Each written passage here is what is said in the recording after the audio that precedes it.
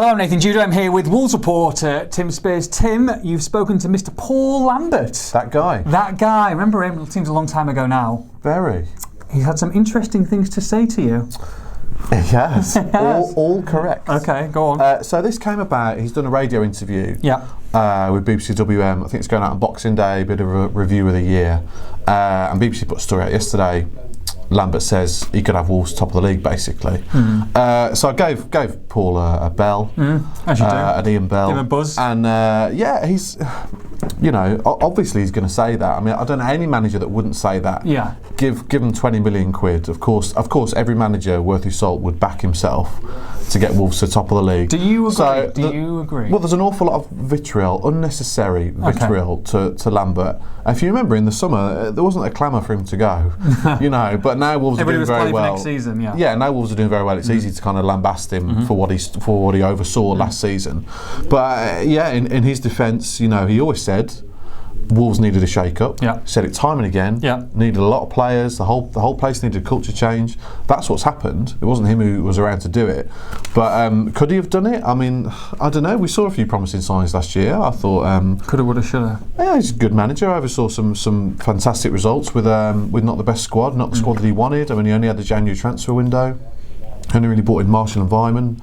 So it's funny because Vyman did so well. I'm like, I was gutted when we didn't sign him in the end. And really, you can't knock it now, can you? Looking back at things. And Marshall did well as well. If you remember, he doesn't quite fit into Nuno's formation. So we'll never know. We'll never know. But I think they'd be up there.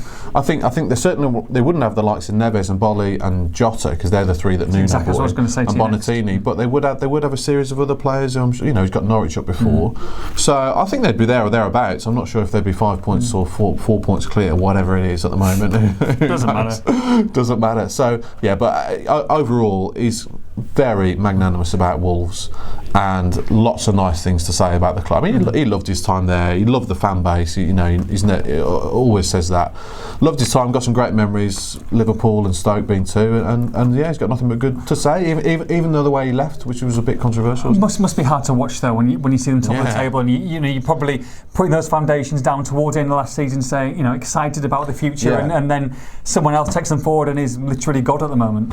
No, absolutely. I think he's quite philosophical about it. He's had history with this before at Villa and Blackburn, where he's kind of been turfed out and not gone on with the owners maybe as well. And that was kind of an issue towards the end. The owners wanted to go in a different direction. So it is what it is.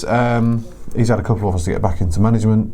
Chose to turn them down. He's been travelling a lot. He's been to Germany a lot, studying a lot of teams in Germany. Has he? He likes doing that. Loves a bit of German doing a bit of punditry as well. So it's a shame the way it ended, but I think it's all worked out pretty well, isn't it, for Wolves? So that's all that matters. Looking all right. Good game on Saturday against Ipswich. How are things looking for that? Good. So the players have had a few days off. Nice. To a bit of Christmas. Bit of R&R. Okay. R&R. Have they gone abroad? Some of them. Cavallero went home. I saw that. I'm not sure about the others. I, do try and keep up to date with the kids on Instagram. The Insta kids. The Insta kids, but yeah. I've seen a couple of Snapchats from you. Oh my goodness! Goodness me, wowzer. So for the Ipswich game, they put up some extra tickets on sale. Right. So Ipswich are in the quadrant for this game. They could have had the top bit and the bottom bit, top, middle, bottom. That's a hot spot, not? But they haven't sold many. Right. So they've sold 600 for the top tier, and that's where they're staying.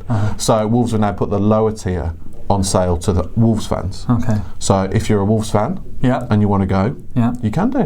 Buy a ticket. So, but I think all other areas of the ground are sold out, so it's going to be a massive home support. Because Ipswich, like I said, are only bringing 600. It's going to be Wolves heavy in the crowd. Top heavy. And a game you don't want to miss. No. And they're going to be top at Christmas, so happy days. Yeah, question. Ooh, question. Mick McCarthy back, obviously. I've always had you known as a bit of a Michael Barrymore. I think we need to move this chat on. Okay, right. Mick McCarthy comes back, obviously will want to show what he can do. He's had a few comments about Wolves' spending in recent, last 6 to 12 months, hasn't he? Of course he has, and I can't wait to see what he's got to say. Win, lose or draw. It's another quiz show. I like it. I've watched that a few times. Yeah, me too. Yeah. Uni days. Win, lose or draw, he'll have something. He'll have something hilarious. He'll have something hilarious to say, won't he? Yeah, His post-match comments is going to be fascinating. Like I said, he'd love to put one over Wolves. Jota's going to get nailed in the first 5 minutes. You know he is. So well, I've got to say, Wolves, since Mick McCarthy was sacked, they've beaten him. 6 or 7 matches they've played against his Ipswich team since 2012, and he's unbeaten.